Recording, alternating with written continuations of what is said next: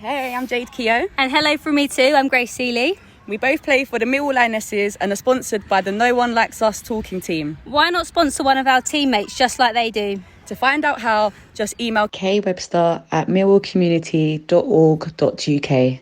I'll say that again. kwebster@millwallcommunity.org.uk. In your email, say who you want to sponsor and we'll get back to you with the sponsorship details and what to do next. This is all you have to do and it will help us to get back to where we belong. Thank you, guys. Now, enjoy our Millwall fan show from No One Likes Us talking team. Come on, Mir.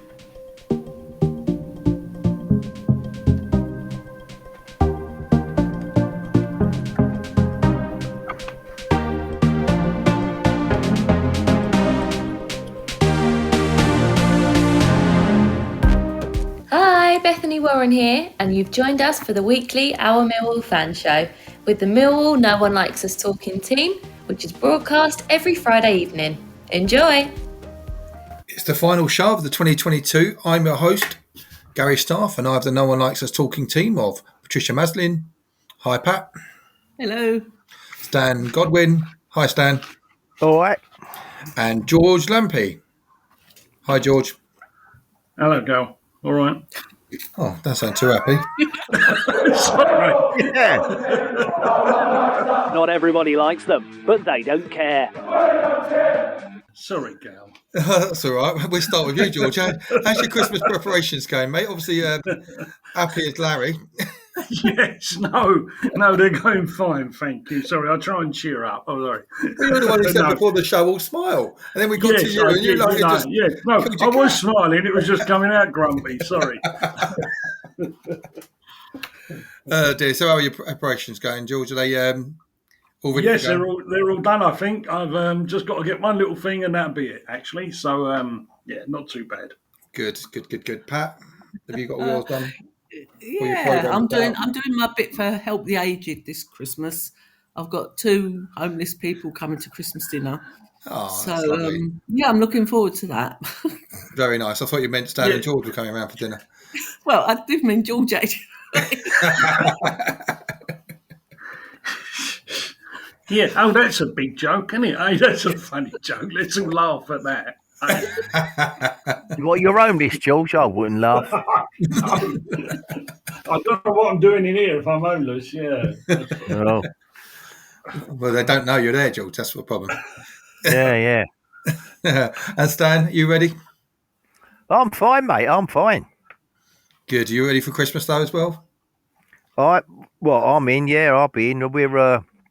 I'm looking forward to Christmas, although it's taking a bit of use to get into it with all what's going on, cold winters and exorbitant eating prices and all the rest of it. No, I mean, Christmas comes but once a year, as they say. And I just think that this, not like now, this particular year, I just think it's been a bit depressing, to be honest. But there we are. We just have to grin and bear it and get on with it. Unfortunately. And on that, I have an urgent message. There are 280 plus people accessing the Lions Food Hub. If you're able, any donations will help them. You can find the Lions Food Hub on Twitter and Facebook, or enter Lions Food Hub on Banquet, that's BANKUET, in your browser and make a one-off or regular donation to minimise the risk to the neediest. We'll take a break there and be back with our first guest this evening.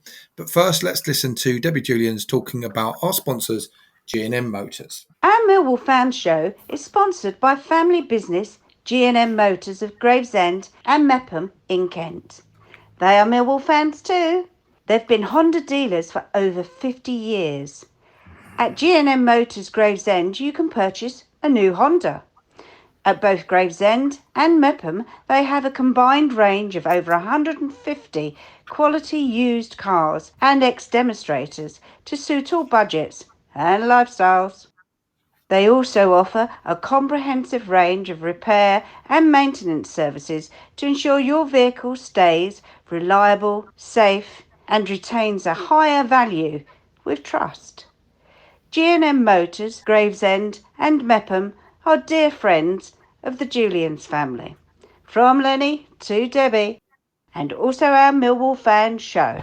I'm your host, Gary Staff, and I have the No One Likes a Talking team of Patricia Maslin, Stan Godwin, and George Lampey with me. Season's greetings to all our listeners and contributors, and a big thank you to our sponsors, G&M Motors of Gravesend and Meopham. Our first guest tonight was born in Edmonton, London, Spurs territory. He began his professional football trial as a trainee at Arsenal and joined us following a loan spell for a fee of £30,000. He went on to become a club captain. With the Lions, he won the 2001 Division 2 title, known as the old League One in those days. He also played in the 2004 FA Cup final, but he conceded a penalty as we lost to Manchester United 3-0 on the day, which, when you look at the size of that team that we were playing, wasn't a bad result. And if we'd have only got to half-time. He's also famous for netting the 1,000th goal of the Coca-Cola 1 million goal chase against Nottingham Forest. And Stan, I believe, has an additional fact on that later on. In 2006, he won Millwall's Player of the Year award. All in all, he made 318 appearances for Millwall and kept the bench warm on a further 11 occasions until leaving for Leeds United. He then returned to the Den as a youth coach in 2015, and he became assistant manager to Neil Harris as they brought the Lions some great FA Cup memories and returned to the club to the second tier. In 2019, the pair resigned, and a little later he headed to Cardiff City. Following the Welsh experience, they took over last season at Gillingham. Phew. Let's welcome to the show David Livermore. Welcome, David. How you doing, guys? That's some introduction, wasn't it? Yeah. Well, you've got a lot of history with us, mate, haven't you? So it's all good. Before I let you off with the panel and chat with you, you were very complimentary of your experience as a player under Mark McGee when we spoke previously. However, he's finished in 2002-2003 season, left the Lions short of a playoff spot, and in the October of the following season, he left the Den. What really happened there, Dave? No, I think, look, first and foremost, we was obviously very successful under Mark, wasn't we? So I thought he'd done a fantastic job. It was fantastic to play for him, Ray Hartford, Steve Gritt. I think probably that. I think obviously Ray Hartford passed away, which was quite sudden, wasn't it? Massive loss to football and to us. So. Yeah, it's a huge loss. Fantastic coach, won the Premier League at Blackburn, coached some of the best players in the country. Really enjoyed working with Ray. Taught me many, many things, and obviously Steve Gritt as well as Mark. So I think for him to lose Ray, and then I think he did try to change his backroom staff a little bit, which didn't quite work.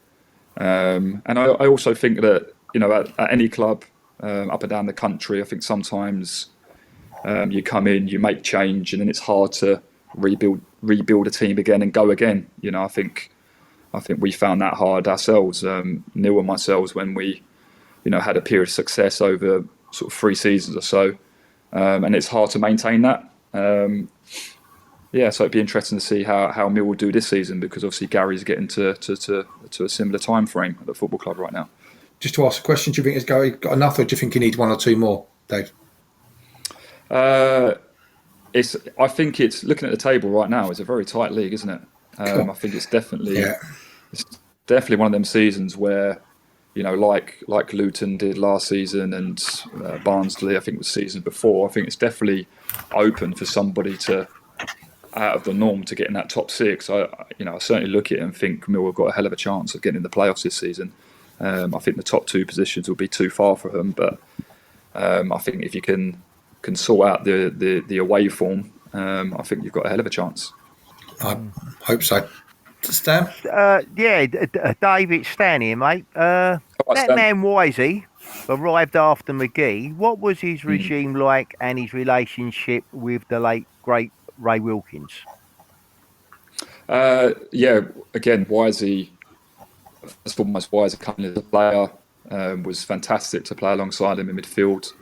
I was actually asked a question yesterday, who's the best player I played with, and I said there's quite a few, but I think Wisey, in terms of his all-round game, was probably up there as one of the best. Wisey was very good to work with, very honest, and his relationship with Ray was very good. Obviously, from their time at Chelsea, they were kind of opposites that worked well together. Ray was probably the softer one, and Wisey was the one that kind of, a bit more of the enforcer, a bit like Harry played. Hello, Dave. It's Pat here. What's it like for a player over Christmas and the New Year? And is it any easier being in management during that period? Do you know what? For players, I don't think we really know much different. So, we expect we know what our schedule is. We know that we need to play Boxing Day and the 29th and New Year's Day. So, I actually really enjoyed it as a player. Very, very fortunate because I can't only remember. I think on 2 occasions where we had to travel on Christmas Day. Other than that, I was very fortunate. I think we was always at home or at a fixture very, very close to home. So, I personally didn't mind it. It didn't interrupt my Christmas Day. As a coach, as an assistant manager, not much different. The difference is you can obviously enjoy yourself a little bit more. You can eat what you want. You can drink what you want. We always make sure that the prep's done before Christmas Day, so we can just arrive to the game on Boxing Day ready to go. So we got Colchester at home Boxing Day, so we'll be ready. We're in tomorrow on Saturday. We'll be off Christmas Day and we'll be ready to go on Boxing Day. Right. It's Georgie. I just want to go back on Pat's question. The first thing I thought of when you being in management there is that you could eat what you like on Christmas Day or whatever it was. I was going to say the same, actually. It's George Day. Hello, mate. So I will be down the pub, George, Christmas Day. I didn't do that. After you managed at non-league Histon, wasn't it? I think, and then you returned to the Den as the youth coach. How did that come about? When you did return, what did it feel like? And did you ever anticipate that you'd end up as Neil's assistant? A couple of questions in there, really. But I kind of fell into the job at Histon. I was only 30. I was out of contract at Barnet. Just had an operation on my knee, and kind of just fell into that job. Really, I was touted possibly to go in there as first team coach under John Beck. And then within 2 games of the season, he got sacked. I'm not quite sure the reasons for that. And I was given the job. So, it was kind of sink or swim time, really, from that point of view. But I really enjoyed it. It was a huge learning curve for me for 2 years. How did I go back to Millwall? Well, obviously Scott Fitzgerald, who I played with, who I knew very well, obviously academy manager still to this day. And the EPPP. So the EPPP opened up a lot more jobs in academies. The under-18s assistant coach came up and I applied for it and met Fitzy on a couple of occasions and was offered a job. So that was my route back into Millwall. I felt at that stage that I needed to learn.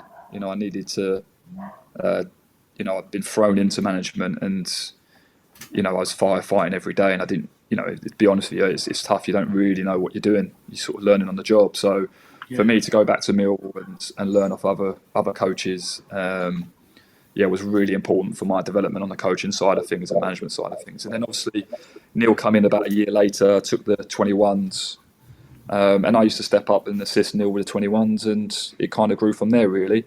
Always been ambitious. As a player. I'm now ambitious as a coach, as an assistant manager. And, I think in my football career and my management career today, I just think you want to work at the highest level you can for as long as you can. Was you and Neil the best of buddies? Does it work like that? Or did just Neil see that you had the experience to go with what he was looking for? Yeah. Well, obviously we played in the same team for a long time. We were friends. I mean, I wouldn't say that in the period between, I think I left in 2006, and obviously Neil come back to the club a couple of seasons after that. And then the time I went back to Mill in a coaching capacity, he was playing at Southend, and we would touch base every so often, just like you do, but not spending time around each other's houses with each other's family or anything like that. But we've always been good friends, and I mean, look, I think any walk of life, any job, a door gets open for you, probably because of who you know. It shouldn't be like that, but that's how life is sometimes. But my thoughts on it, you take them opportunities, but it's then over to you, isn't it? If you don't do good work, then you won't be kept on, will you? So, so I think that's been the case with me, really. And I think Millwall's always been a club where it does want ex-players back at the football club. It has, it's a special football club that, you want people that understand it and can pass the messages on to the next generation. Yeah. Dave, just a couple of things I'm going to mention here, but the first one is not a question. It could be depending on your answer.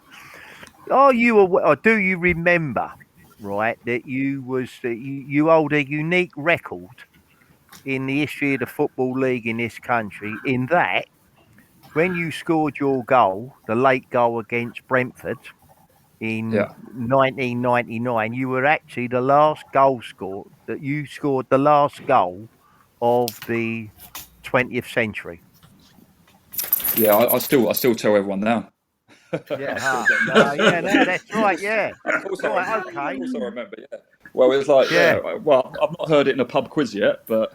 That's right. Yeah. No. Of course, I do remember. Yeah, it's my first goal for the club as well, so it's a special one for me and my family. Yeah. Right.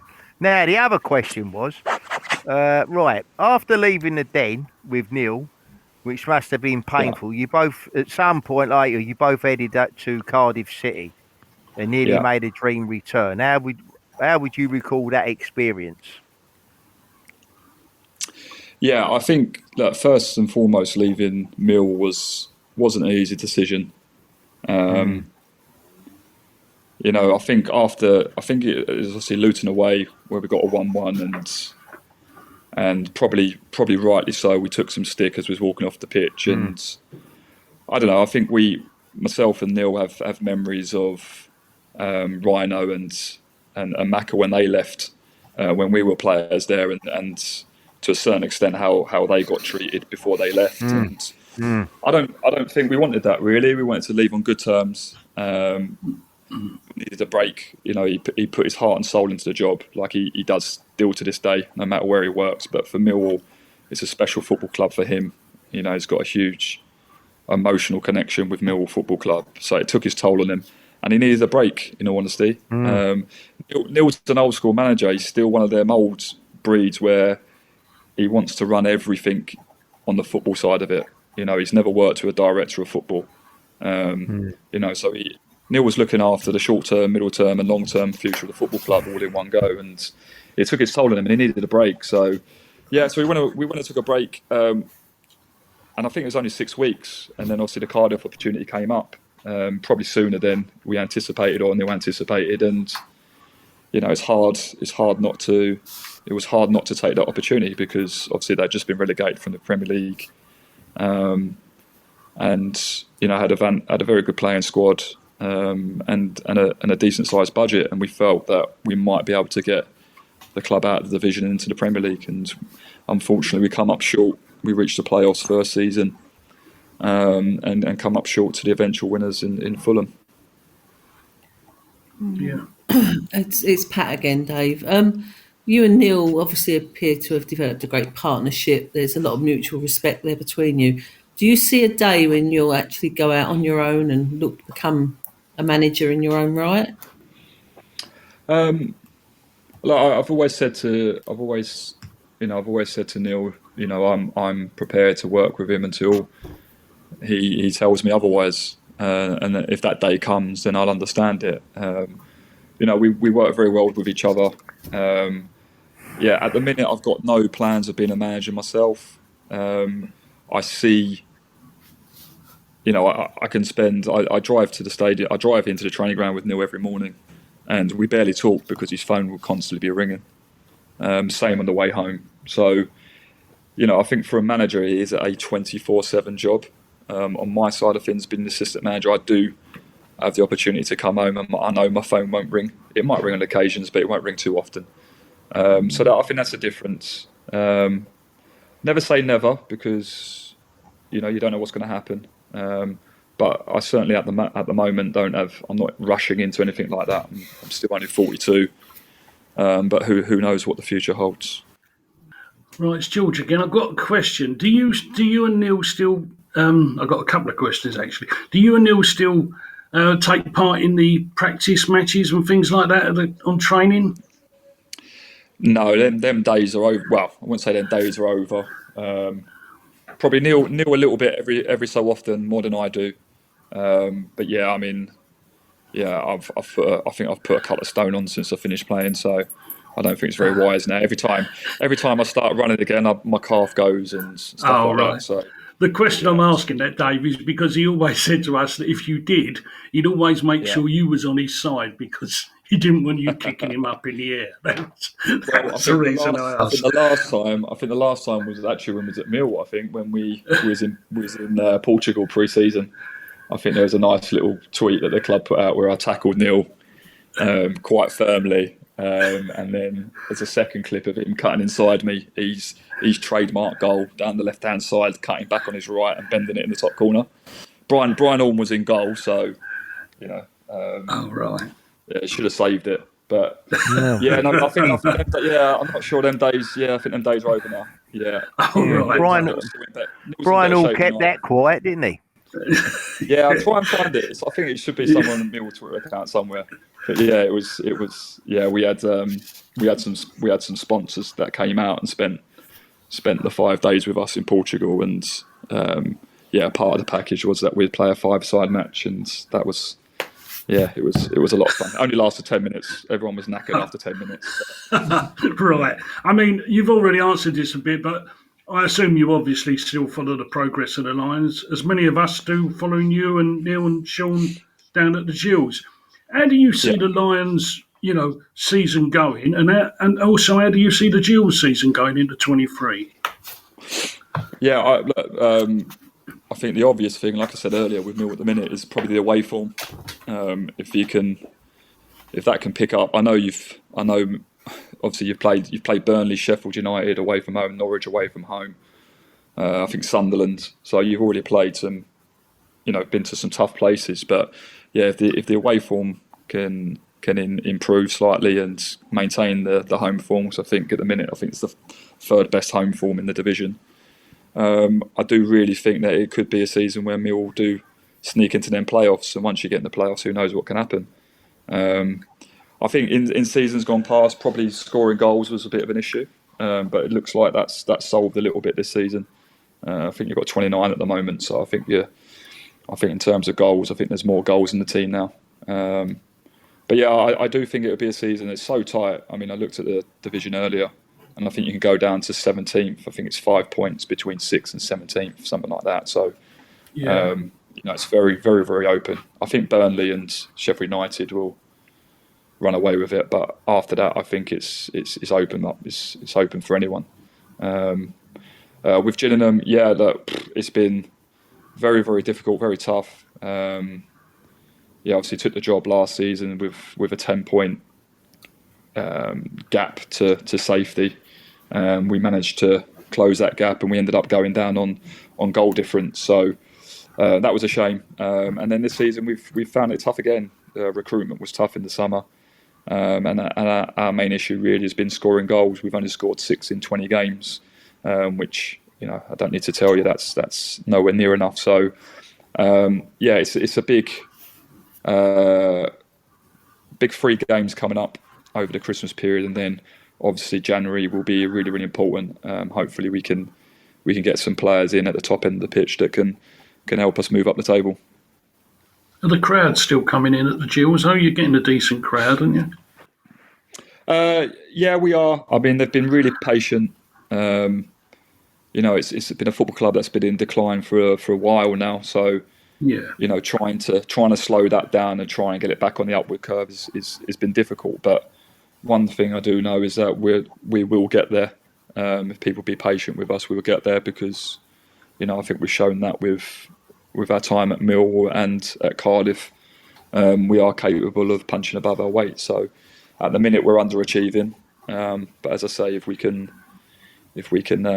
get some help at the top end of the pitch in January, then I'm sure that we can still have a successful season in the cup competitions. We've been fantastic. So we've got Leicester in the third round of the FA Cup on the 7th of Jan, live on BBC One, 12:30. So that's one for us all to look forward to. Dave, have you got the confidence of Scully?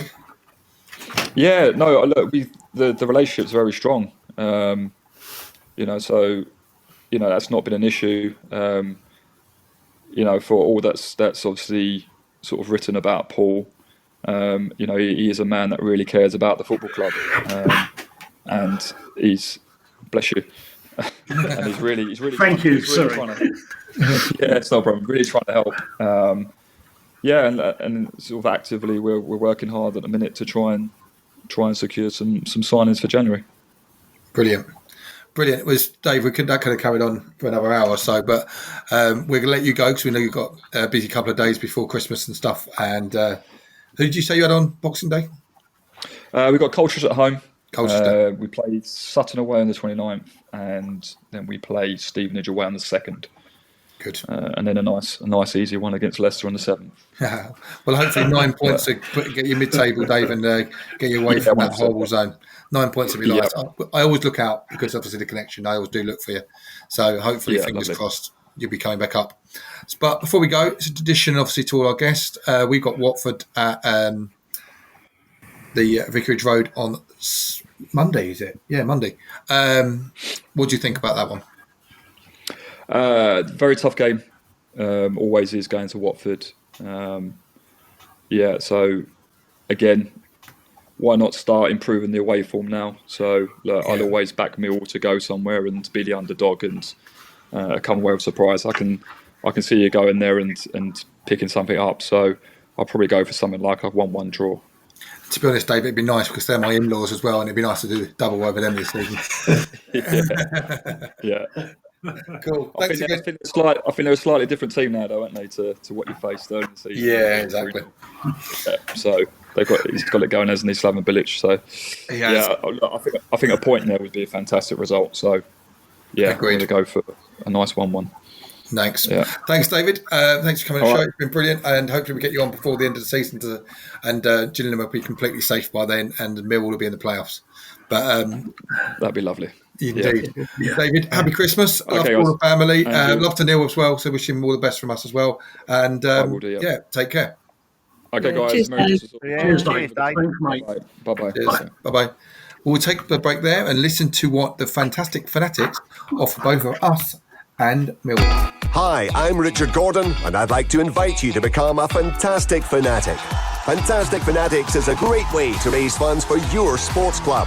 Sign up today, find your club, and securely register your everyday debit and credit cards. Every time you spend with our retail partners, they pay a percentage back to your club. It costs you nothing, and you could win cash prizes along the way. Visit fantasticfanatics.com and help your club be the best it can be.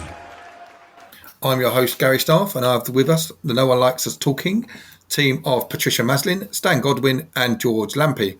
If you want to get something for someone and you may have forgot, why not spend on gifts through the Fantastic Fanatic site? Give a bonus to the Millwall Community Trust. It will help them deliver the very many activities they do across all age groups. Let's hear from Ellis Barr. Ellis is looking forward to Christmas. Keep us posted on what you're up to, Ellis. Ellis here. Thank you for watching my videos. Now to hear what the Millwall Lionesses and Romans have been up to, and to hear who is next up for Gary Rowett and the Lions. Come on, Millwall. Thanks, Ellis, and happy Christmas to you. Millwall Romans and Pride had their games called off this weekend due to frozen pitch. So here's Jeff Burnige, who filed an updating report on the Millwall Lionesses and the FA Cup youth game against Arsenal for Maritime Radio. First up, the Lionesses. Looking forward to that very much. Well, it was a mixed bag for Millwall Lionesses' first team, who were to travel to Sutton, and their under-18s who were heading north to Notts County. Additionally, the FA Youth Club game between Arsenal and Millwall was rescheduled. Jeff Burnige has more. The Lionesses were in the same boat as the men's team this weekend, with games on Sunday postponed, just as the thaw was setting in. However, once again, the Lionesses were able to leave things with their successful under-18 squad, who travelled all the way to Notts County on Saturday morning and came away with an impressive 5-2 win at Notts County. Melissa Jones, Dylan Bent, Ellie Hinckley, Chloe Bryan. They share the goals. Ellie Hinckley, captain and centre forward, got 2. As for the men, the best we can do is to remind people that the FA Youth Cup tie for the under-18 team against Arsenal takes place tonight. That's Monday night at Boreham Woods Ground with a 7 o'clock kickoff, and admission is free. Unlike the men who have games to look forward to, the Lionesses now will not be playing until January the 8th when they entertain Dartford. Thank you, Jeff. So that rescheduled game tonight. Back to this morning and your latest traffic and travel news on the way on Maritime Radio. George, go to you first quickly about the Lionesses. The Lionesses set up and the academy seems to be achieving very well. What are your thoughts on the Lionesses this season? I'm quite amazed because it's been a step up. I mean, I'm not an authority like Jeff is on the Lionesses, of course, but I remember Jeff saying to me that he didn't think the Lionesses would be in the top few because there was a couple of teams that were ahead of the Lionesses at this stage. But it seems like the manager, Whelan, is doing really well with them. They seem to have a strong squad. They're top of the league. I think it's all gone really well, much better than anyone, or what I can imagine, what everybody's telling me. It's gone really well and better than most thought. So, and every week they seem to be consistent. Even if they lose to some of these teams, they're still putting in an effort. So I think it's great, actually. I'm really enjoying it. And I like the fact, if I'm really honest, that the Lionesses play at St Paul's. They come under sort of the Millwall community, for want of a better word, the Millwall family. And I like all that about it, if I'm really honest. Yeah. Can't disagree. And as we mentioned in there as well, Jeff also went down to Boreham Wood to watch the under-18s against Arsenal. Millwall's academy was put to the toughest possible test when the under-18 youth team drew Arsenal away in the 3rd round of the FA Youth Cup. The result was a 6-0 defeat for the Young Lions, and while it was a great experience to play the cream of academy football, it would have been good to come through a couple of more easy, winnable rounds. The match was a victim of the freeze last weekend and was finally played on Monday evening in non-stop rain at Boreham Wood FC. The skiddy conditions suited Arsenal's quick passing game, and they were far too good on the night, scoring 3 goals in each half through, I believe, 6 different scorers. However, the Millwall lads had never given up and finished the match very much on the front foot, but Arsenal's quality came up with a goal every time Millwall were getting a foothold in the game. Alfie Massey and Finlay Cotton had worked their socks off as a midfield duo before Chris Perry and Larry McAvoy, joint managers, switched to a back 3 towards the end, and this seemed to help. Romain Esse played wide right and came off after 65 minutes, perhaps with a view to a first team involvement. A special mention for keeper George Evans. No, not that one. This one in the under-18s, and he did everything he could to keep the score down. He can be pleased with his performance. Stan, what did you make of that performance on, I think it was Monday night, wasn't it? It's interesting because with both academy sides, and we've also heard about the Lionesses as well, and then we've got the Romans and all that. I mean, everything seems to be on the up. I mean, I've gone to see the under-21s on a few occasions this season, and it's excellent. So it's a pleasure to go down and watch them. I haven't seen the under-18s, but I've got no doubt they're carrying on in the same way. We're ticking over nicely. Okay, they come up against Arsenal and they got beat, but then you look at Arsenal's record as a football club in producing young players. I mean, you're coming up against the cream now. He's certainly in the south part of the country, but at the end of the day, it's all a learning process for these kids, and I'm quite confident they're doing well, and I think that side of it, all the things that would come under the Millwall community or the Millwall family, as George has just said, it just seems to be ticking along very nicely. As we go along, you get a block put in position, then another block put on top of that. We have our setbacks that we carry on, but no, I honestly think it's all looking good for the future. Great, thanks, Stan. Next up for the Lions is a trip to Hertfordshire to face Watford on Boxing Day. The Hornets have had some consistency since losing heavily to us at the Den and sit fourth in the table, with 5 points more than us. They are being tipped for playoffs and we're eager to reap revenge for their poor showing at Millwall on that evening. We'll likely be without Afobe, Leonard and Stiles, but can we keep another clean sheet? Might we score more goals and recover our way form? George, what's your thoughts quickly on that one? Yeah, I'm a little bit like Dave on this. I think this is going to be a pretty difficult game for us. If we come away with a draw, I would be more than happy. Some of these, what I would call better teams, they may have not started off very well, but they progress as the season goes on. I think they're already 5 points ahead of us, if I'm right. Yeah, I think if we get a draw from that, we would have done very well. Agreed. Pat, quickly with you. Yeah, I'm going for this one. Watford have won the last 5 of their last 6 home games. We all only ever won 2 away this season.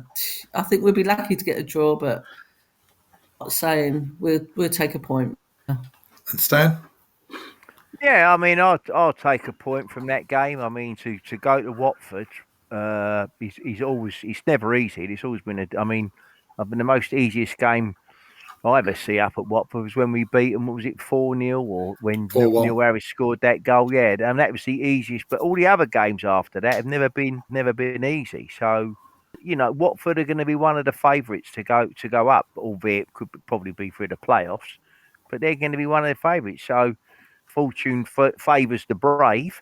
We could actually sneak a win. But I'd be happy with a draw. Fair enough. And on Thursday, 29th, we face Bristol City at the Den. They are 4 points behind us, as Dave was saying earlier on, in 18th spot. They have lost 2, drawn 2 and won 5. We have drawn 3, won 1 and lost 1. What might you expect from this fixture, George? We beat Bristol City early in the season, didn't we? Am I right in that, or am I completely wrong? Hold a thought. So we could do 2 doubles in two games. Is that what you're saying, George? Yeah. Well, I didn't say that about the Watford one, did I? No, but I think I thought we were very good against Bristol City. I'm sure if we played them early in the season, I'm sure we did. Might look right to the right. Let me check. No, let me check. I'm going to have a look. There's people shouting at us now, though, George, saying, yes, we did. But I'll carry on anyway, and I just think that we will beat Bristol City. I'm fairly confident. We made them look like a pretty ordinary team last time. Yes, George, we beat them 2-1 up there. Yeah, and I thought, so I didn't know what I was talking about for once. I think we played very well up down there, and I think we will beat them at home. I'm fairly confident about that. I reckon we'll beat them a good 2-0. Okay, and Stan, just your quick thoughts on that one? Well, yeah, I mean, in principle, I agree with George. I mean, I think the reason that Bristol City get a lot of people back them is because of who their manager is, Nigel Pearson. But, I take him or leave him, me. But no, we're at home. And again, if we apply ourselves in the right way and we dictate the game to them and don't let them get back into it, then there's no reason why we can't win the game. Fair enough. And on New Year's Day, we face Rotherham at the Den. They currently sit 19th, point less than Bristol City, and have been struggling to pick up points home and away of late. How do you see us faring against this Yorkshire outfit? Pat, what do you think about our game at Rotherham? It'd be nice to see Shane Ferguson back, one of my favourite players at the Den. That's what I can say for that game. Been yo-yoing a bit this season, haven't they? I think they're near the bottom. 19th. We should beat them. I'd probably go for a 2-0 win on that one. We're playing well at home.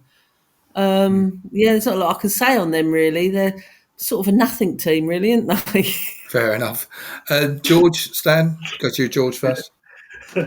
Oh, that's put Rotherham down, isn't it? Oh, you can't. But they were banana skin. That's what I'm going to say at the end, anyway. Once again, I think we're at the Den. I think we should be confident. I think we're a match for any of these teams in and around that area. I mean, both Bristol and them are sort of, 18th, 19th. No, I think we've got nothing to fear. I think we're capable of beating both these teams. Once again, I think we can easily do a 2-0. Yeah. And Stan, on the last part. Well, again, you see, I mean, if the ambition is to make the playoffs, then to put it bluntly, we have to be good enough to see off Bristol City, and Rotherham. And if we ain't, then the playoffs are no more than a pipe dream. If they're the sort of teams that you got to beat, 100%. and there's and they raise their game and all the rest of it. But we're at home and we should still be doing it. Agreed. So I'll go through that. I actually think we're going to nick a result up at Watford. I think the hardest out of those three will actually be Rotherham. Like Stan's saying, could they will be a potential banana skin? I think we'll beat Bristol City, but as Stan says, we've got to beat teams like Rotherham. We've got to start beating them. We didn't beat Hull. We didn't beat Wigan, which are the teams exactly like Rotherham that are sitting around the bottom of the table. Those 4 points we've lost out on. We're in the playoffs. So we've got to start beating teams like Rotherham to maintain a push and be that team. So we'll take a break there and listen to Bethany Warren talking about our sponsor, how to sponsor or donate to the Millwall Community Trust. The work of the Millwall Community Trust makes a big difference for people in Lewisham, Southwark and North Kent. Times are getting tougher, and to help them make a difference, you can help too by making a donation. Give a one-off donation or a monthly amount. Your support is crucial in raising vital funds for their work, or by fundraising for them. If you are running, swimming, cycling, cooking, dancing, parachuting or anything else, why not do it for the Millwall Community Trust? Interested? Then either email inquiries@millwallcommunity.org.uk or phone 0207 740 0503. I'll say that again. Email inquiries@millwallcommunity.org.uk or phone 0207 740 0503. Thanks if you can. I'm your host, Gary Staff, and I have the No One Likes Us talking team of Patricia Maslin, Stan Godwin, and George Lampey. If you can do any of those things that Bethany mentioned, it will go a long way to support the Millwall Community Trust in meeting the needs of the community. Our final guest of the 2022 season is a local lad who was educated at St Thomas the Apostle of Queen's Road in Peckham, school that the former Lion Eamon Dunphy coached at in his day. He has studied geology and despite that has been a Millwall fan, man and boy. He is somewhat distraught as he is unable to get his grandkids their parents from the poorly stocked Lions store following Elite Sports going into administration. Nonetheless, he was delighted to come on the show tonight. Let's welcome Mick Caulfield to the studio. Welcome, Mick. Thank you very much, Gary. Mick, before I hand you over to the panel, was it Eamon Dunphy that inspired you to follow Millwall, or did you want to become a Millwall fan before then? It was before Eamon, actually. I used to live in Pomeroy Street, which is only about half a mile from the Den. And my dad took me to my first game. It was a third round of the Cup, a replay in January '65, when Millwall of the 4th Division beat Fulham of the 1st Division, and that's like League 2 and Prem now. We beat them 2-0 down at the Den, and they had Johnny Haynes and Bobby Robson and George Cohen. Yeah, that was the start of my adventure. And then, I didn't see him for about 18 months, but something happened in the summer of '66. You might remember that. Yeah, something happened. Just a bit. Yeah, I certainly remember it. Yeah. And that really that got me going on football, and of course Millwall being my local club. So from then on, virtually every season. We had a couple of years when we lived in the States, but the rest of the time I've been going down there. Well, it's interesting you say that, Mick, about the World Cup hooking you on football. My son has already got a season ticket at Millwall, goes every week, but this World Cup, he's been begging me all day today. I've had a half day from work. He's been begging me all day. Dad, can I watch the Argentina-France final again, please? Literally all day. He wants to watch it. Not the highlights, the full 90 minutes again, because he's really captivated by it. And he's really enjoying the football, and it's brilliant. It's from 1966 to 2022. It's still captivating kids, and that's what football is about. Yeah, exactly. Just a shame it wasn't England instead of Argentina, but there you go. Indeed. Next time. Stan, have you got a question for Mick? Said he's something, Mick. I mean, I've got a confession to make, right? It's I know your name from somewhere, and it's bugging me as to where. It's them wanted posters, Stan. No. You didn't know a guy called John Stanley, did you? At school? No, that doesn't ring a bell. No. But for some reason, your name is familiar to me. Yeah. But anyway, that no doubt come to me in the fullness of time, mate. Anyway, okay, Mike, out of all the games that you've watched, what would you say is the most memorable? Well, this one is a bit. I mean, you know, you can name the cup final and the number of times we went to Wembley and all of that, but there's one that I'll talk about, and then at the end I'll mention why I now think it's the most memorable. So in April '93, the Millwall youth team got to the semi-final of the FA Youth Cup, and we played the class of '92, the holders, Man United. And if you remember, we beat them up at Old Trafford 2-1, and a certain lad, Mark Kennedy, scored one of the goals, and Neville Gordon scored the other. And we brought them back down to the Den. And on that night, that was the first game. I got two boys and a daughter, but the youngest boy, he was about four and a half, Jack. That was his first ever game at Millwall. And I went with the two boys, brother-in-law, nephew, and my brother, Gary. And when I took the kids, bear with me, when I took the kids to Millwall, I'd go in the stands, just because I used to stand at the halfway line, but that weren't great for kids. So we go in the stands. And, you know, we had Danny Chapman and Ben Thatcher, Mark Beard, Jeff Pitcher, Jermaine Wright. Kennedy was suspended for that game.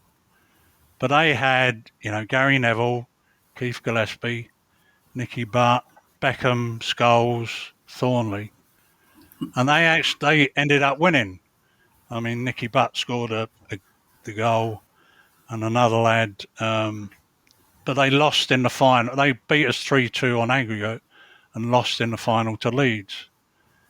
But the reason I've picked that one is because my brother Gary, who was with us, he's had some health issues this year, and he's now, for about the past month, he's been in a care home, and the care home is built on where the stand used to be at the old Den, and his room is almost where we sat. So, you know, fate, or I don't know what it is, but it's just the weirdest thing, you know. Yeah, I know where that care home is. Yeah, it's just off the Coldblow Lane, but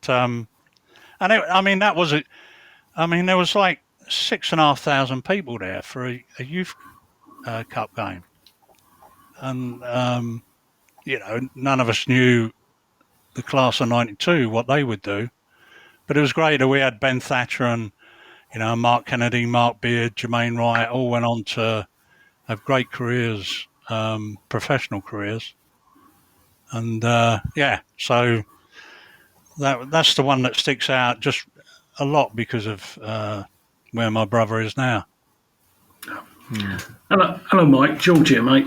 Hey, George. All right? Hello. Yeah. The team are having more success than usual in the league than we normally do. We got 25 points before Christmas gets here. Can we get into the playoffs or even promotion? Do you think we need reinforcements? What's your thoughts on that area? It is so frustrating, isn't it? I mean, I'll give you an example of a game, watching it on telly. Sunderland. We murdered Sunderland in the first half. Yeah, we were the best team, weren't we? Yeah. By far and away. And, I mean, Fleming missed one, but, you know, we didn't have tons of chances. We totally controlled the game. The second half, we fell apart.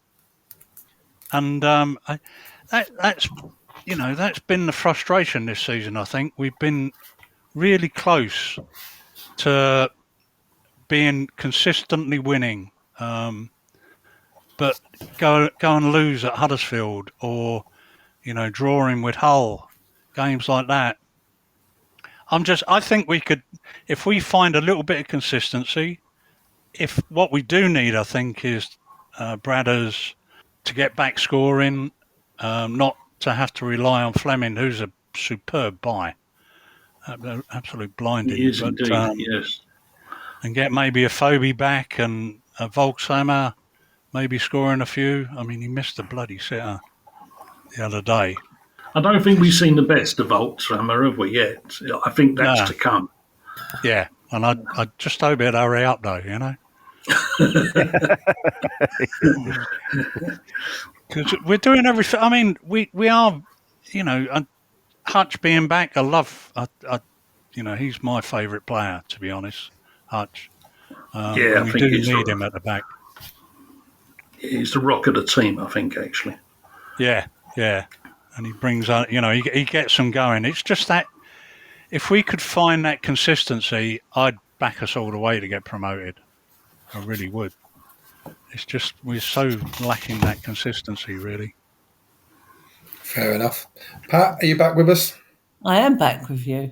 Have you got a question for Mick? Is it my turn? Okay. Hello, Mick. It's Pat. Hi, Pat. How you doing? Yeah, we've got a few new faces in the team this season. Who are the current squad has impressed you most out the new boys? Well, I think you have to say Fleming. I mean, and my favourite player of all time at Millwall, which is a little bit left field, is Gordon Bolland.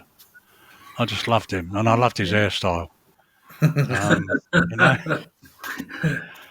But Fleming, well, yeah, and used to score goals direct from corners, which I loved. But Fleming reminds me a bit of him. Really? Bolland could score, and he could hit a ball, but he could also make a pass, and that's what Fleming does.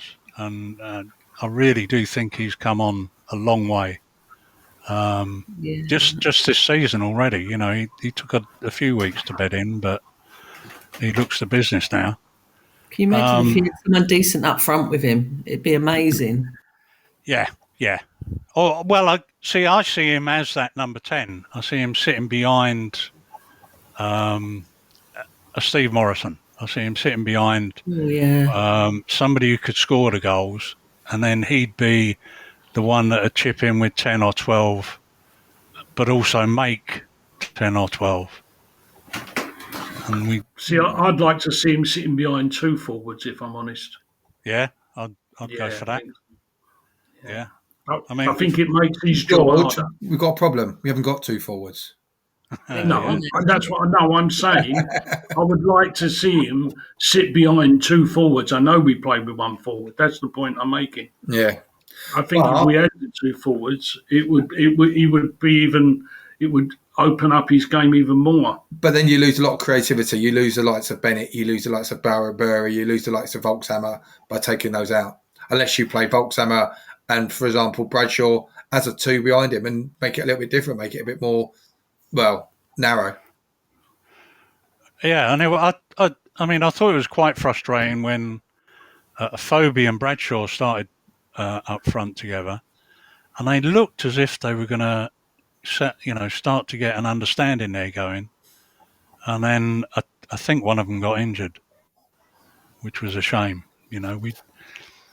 Although we've got, particularly in the midfield area, we've got some great cover. We don't have a lot up front, and they do seem to tend to get injured, which is a real shame. But I'd be interested to see this lad from Shamrock Rovers, see how he gets on, if he does get in the team at all. Yeah. I've got a feeling he'll bring some of the youngsters in over the Christmas holidays, though. I'd love to see Abdul Malik on the bench there. Yeah, just to give them 20 minutes or, see what they can do. The problem I guess they have, the times that we've had great young teams, the Cahill, Neil Harris, a lot of that was because we had to bring the youngsters through because we'd just gone down to League One or something, or, we were in administration. But it would be really nice to see some youngsters just given a try. Definitely. Yeah, agreed. Talking of the games over Christmas, though, we have got 3 games. Boxing Day clash, Watford, home game, Bristol City, and then the Den on Rotherham. Do you want to give us 3 quick predictions on those 3 games, Mick? I'll go for a draw at Watford, and I'll go 2-2 at Desmond. Bristol City, they're likely to score, but 2-1 to us. And then Rotherham, I want us to win 3-0. I'm fed up with these lower level sides in the division. Exactly the point I was making earlier, because the likes of Rotherham, Wigan, Hull, too many banana skins in this division. We should be beating those teams, as Stan was saying earlier as well. Yeah, exactly. Thanks, Mick, for joining us this evening. Have you got any messages for anyone that might be listening? Just Merry Christmas to everyone and to you guys. Thank you very much. Keep up the good work. Thanks very much. Merry Christmas to you, mate. Pleasure. Thank you. Merry Christmas, mate. You and your family. Yeah, indeed. Yes, sure. Thanks for your thoughts, and hopefully we'll speak again in the not too distant future. Merry Christmas and a Happy New Year to you too. And that's bye from the panel, Mick. Yep. Thanks a lot, guys. Goodbye. Cheers. We'll take a break there and listen to how you can obtain a match day program from Patricia and her colleagues. Hi, Bethany here. Want a matchday programme? You'll find them with sellers outside the ground by the gates at Zampa Road, Stockholm Road and Senegal Road. They cost £1 and the sellers ask if you can have the right money, as change will be difficult. If you want to get a message, photos of special events, memorials or just ones for good luck to be included, email smprogram@protonmail.com. That is smprogramme at protonmail.com. It's a great read. I'm your host, Gary Staff, and I have the No One Likes Us talking team of Patricia Maslin, Stan Godwin and George Lampey with me. Make sure you have your pound coins ready for the programmes. A point to acknowledge is that the lovely Patricia and her team have raised £1,000 for the Lions Food Hub. Pat wanted to say a few words about that, because I don't think they actually raised £1,000. I think they did it in a different way. So, Pat, do you want to say a few words? Yeah, it's not just the team. I mean, it's obviously the people who buy the programme, because if you don't buy it, we can't do these things. And we've given away £1,500 this season so far out of the profits. That was £500 to the cancer charity. And for the food hub at Christmas, we went out and we spent £1,000 on food. We spoke to Kelly beforehand and asked her what she wanted. And there's a lot of toiletries in that. She wanted toothpaste, she wanted toilet rolls, even bleach. So we just went out, we bought £1,000 worth of food and we took it all down to the Den last Tuesday. And she was overwhelmed by it. And, it's going to help the families this Christmas. And if we can all do something for them, even take along a couple of items each game to give to her, do so. Brilliant. Well done, Pat, and I applaud you and your colleagues for that. Yeah. Well done. Well done, Pat. Well done. Yeah.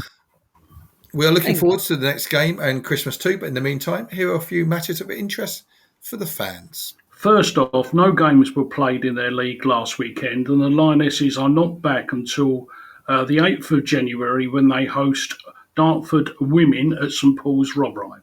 It's a 3 p.m. kickoff, so why not get along and support Jay Key, Grace Seeley and the old team as they look to increase their hold on the top of the league. Also, while there are many ways to help out, perhaps the simplest is donating a winter coat. Now, you must all have a winter coat somewhere. If you have a big, bulky coat just taking up space in the back of the wardrobe, stuffed in a cupboard or under the bed or anywhere else for that matter, you could make a potential life-saving difference to someone in need in these cold conditions. You can drop your coat off at the Millwall Community Trust Lions Centre, and if you want to make a donation, that's all you have to do, and they would be very grateful. Good night, everyone. Our next show will be broadcast on the 6th of January. Eamon will host Ted, Dave and George. There will be a review of our festive games and a couple of guests too. Don't miss the first show of 2023. Additionally, if you are interested in script writing for radio, matchday broadcasting and hosting radio shows, we are looking to recruit some talent.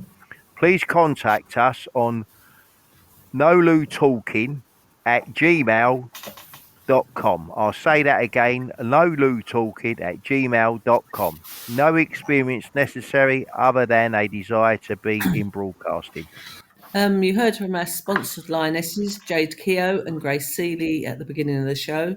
So why not sponsor a Lionesses kit like us to help them get back to where they belong? If you are an organisation, you can get fantastic exposure opportunities for your business, just like Victory Goalkeeper Gloves, Andy Rothery, Impetus Women's Football, Megan J and Lola Baxter, and as mentioned, ourselves. On top of seeing your name on the club website, you will be able to enjoy a range of benefits. A signed shirt, meet your sponsored player, 3 invitations to a VIP sponsor day, a free season ticket to all home games, and a presentation photo. Kit sponsorship is priced at £160 plus VAT. To purchase, get in touch with the Lionesses by emailing Kelly Webster on kwebster@millwallcommunity, all one word, .org.uk. I'll say that again, that's KWEBSTER@millwallcommunity.org.uk. Late on Wednesday evening, Millwall fan and former London firefighter Steve Wedridge, who had fought a tough battle over the last year with cancer, has passed away. Thoughts go out to his wife, Rachel, his extended family and friends. Rest in peace, Steve, from all us here on the No One Likes Us Talking show. Don't forget, you'll be able to listen to the No One Likes Us Talking team bring reports from our games both home and away for both the Lions and the Lionesses, and also updates on Millwall Community Matters too on Maritime Radio, broadcasting on 96.5 FM. Additionally, you can find us on Instagram, Facebook and Twitter, social media sites and all popular podcast sites too. Thanks, good night and have a Merry Christmas, Patricia. Thank you.